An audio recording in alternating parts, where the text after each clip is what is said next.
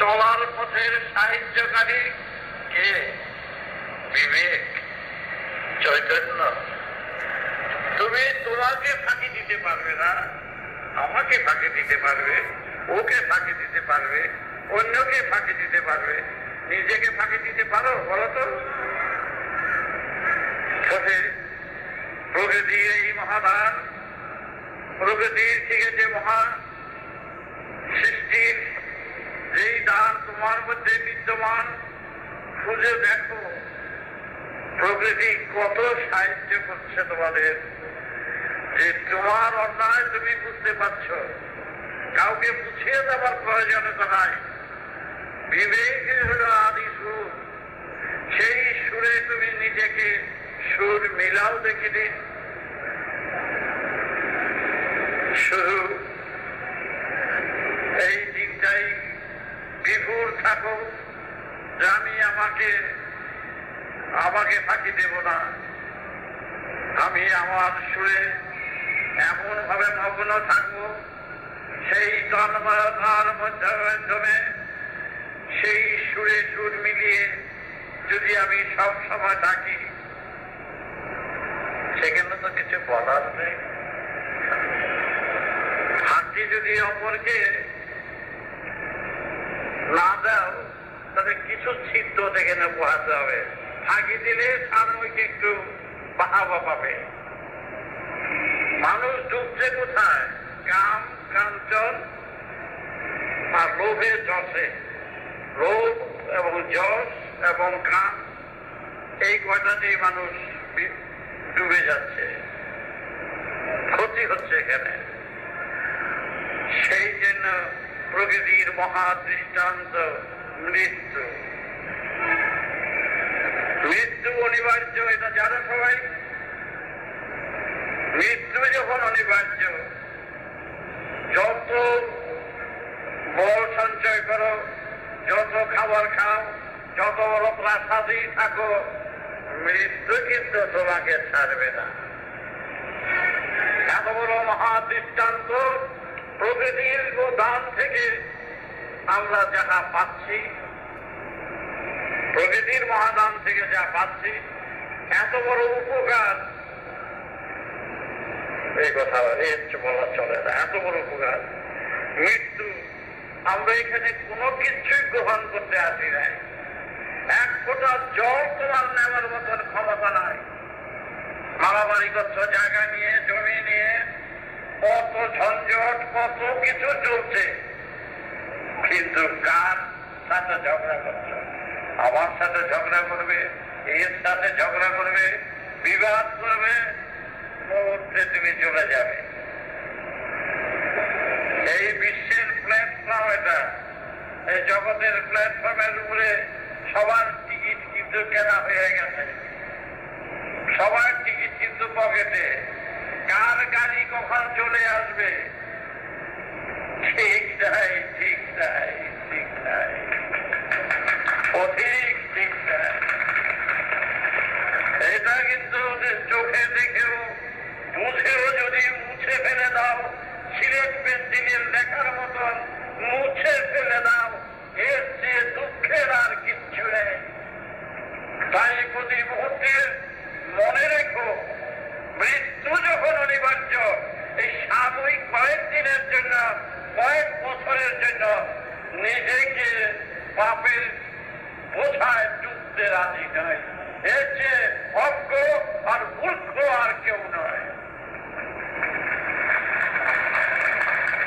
এরকম মনে রেখো প্রতি মুহূর্তে এই কয়টি কথা। শুধু চা খেয়ে কথা বললে চলবে না, চা খেলাম আজ এতদিন বাঁচবো ফুর্তি করে নে, এই কথায় মিশবে না। মৃত্যু যন্ত্রণার ভোগ সবাই ভুগতে হবে। সেই যন্ত্রণা অসম্ভব যন্ত্রণা। ওই মহাকালের রোগে সবাইই পড়তে হবে।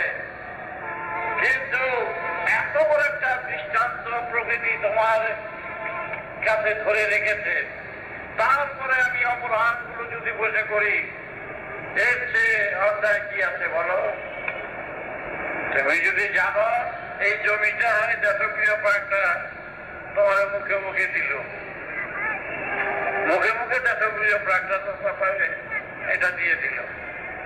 তুমি মুখে মুখে দিল 25 বছরের জন্য দিল দেশপ্রিয় প্রায়।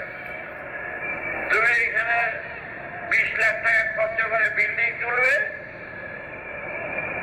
দালান তুলবে, বলো চলবে না, কারণ 20 বছর পর্যন্ত দিয়েই যাবে। তুমি যে 50, 60, 70 বছরের জন্য এখানে এসে যাও, কিসের দালান, কিসের বাড়ি, কার জন্য, কখন, কোনো ক্ষতি নাই। ছেলে পেলে, স্ত্রী পুত্রের জন্য তুমি সুব্যবস্থা করো, কিন্তু মিথ্যায় নয়, ছলে নয়, কৌশলে নয়, অপরাধের মাত্রা বাড়িয়ে কারণ সেবা করতে যেও না। এইটাই হচ্ছে এখানে বেশি, যার জন্য আজকের সমাজে অসুরের প্রভাব বেশি। তোমাদের আগেও বলেছি, অনেকদিন আমি বলেছি যে এই গুরুগিরি করে আমি যদি অর্থ উপার্জনের চিন্তা করতাম তাহলে কত কোটি টাকা করতে পারতাম। যারা কয়েক কোটি সন্তান,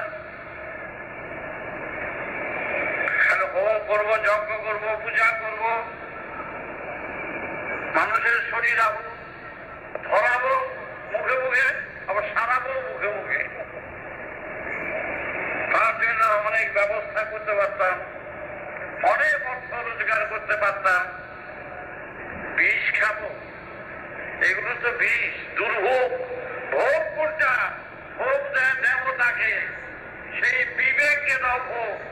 আর আমরা যা ভোগ খাচ্ছি এটা দুর্ভোগ, দুর্ভোগ।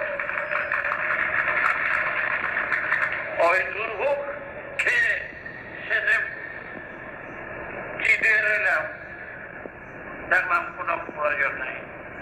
প্রকৃতির দরবার টাকা দিয়েছি সৎভাবে করে খা, সেই টাকাটা লুকিয়ে নষ্ট করলে প্রকৃতির থেকে তোমরা কি না পেয়েছ, বুদ্ধি পেয়েছ, বিবেচনা পেয়েছ, ইচ্ছা করলে মরতে পারো, ইচ্ছা করলে মারতে পারো, ইচ্ছা মতো ইচ্ছা শক্তি দিয়েছি, এটাই বলে ইচ্ছা শক্তি। কিছু তোমাদের তো দিয়েছে,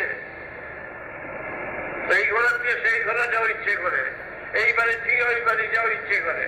ইচ্ছা শক্তিটা তো কিছু দিয়েছে, সেই ইচ্ছা শক্তিটা যদি নষ্ট করো, ক্ষতি করো, এর শাস্তি কোথায়? এই শাস্তি কে দেবে? প্রকৃতির দরবারের হাত থেকে কেউই রেহাই পাবে না। ভুলে যেও না, পথিক ভুলে যেও না। তাই বেগুন ভাবে চললে পরে তহবিলের মাল যাবে চুরি। আগে গিয়ে শিখে নাও রে গুরুর কাছে দোকানদারি। বুঝতে পেরেছ? যেমনে তেমনে চলবা, ইচ্ছা মতন চলবা, ইচ্ছা মতন নিন্দা করলা, ইচ্ছা মতন যা খুশিটা করলা, খুব সহজ কাজ। করে যাও, মরার কত বাড়বে? আমরা সবই তো মরা হয়ে আছি। বলো সবগুলি মরা কিনা বলো? কারণ মরে আছি, জন্মটাই মৃত্যু, মৃত্যু সই করে রেখেছি, কেউ আজ কেউ কাল। সেখানে আমরা বাহাদুরি করতে যাচ্ছি কেন? সৎভাবে যদি তুমি প্রকৃতির নিয়ম সৎভাবে জীবন যাপন করো, মিথ্যে কথা বলবে না, ছলচাতুরি করবে না, কারো ঠকাবে না, এই কথা করতে তো আপত্তি নাই।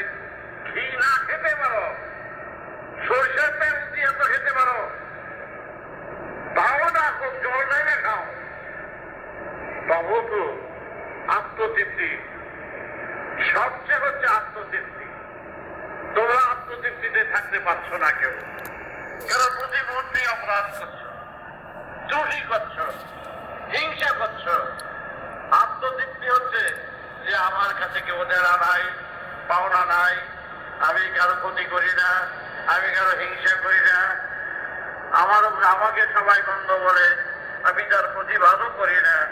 যে যা খুশি বলে বলুক, আমি সেই মহানামের সুরে, সেই কৃষ্ণের, রাধা কৃষ্ণের সুরে, হরে কৃষ্ণ হরে রাম, সেই সুরে নিজেকে আত্মোৎসর্গ করে মহাকাশের পথে চন্দ্র সূর্য গ্রহের মতন আমি নিজেকে সেইভাবে আত্মসমর্পণ করে আমি সেইভাবেই চলব। প্রকৃতির দানকে হাতে নিয়ে, প্রকৃতির সুর, প্রকৃতির ধারা, দেখো চন্দ্র সূর্য গ্রহ নক্ষত্র কিভাবে আমাদের পরিচালনা করছে, সেবা করে যাচ্ছে। তোমরা খেয়াল করো না? সূর্য কি করছে দেখো না? বাতাস কি করছে দেখো না? মাটির বুকে থেকে কত অত্যাচার মাটির উপরে করছে, দেখতে পাচ্ছ না?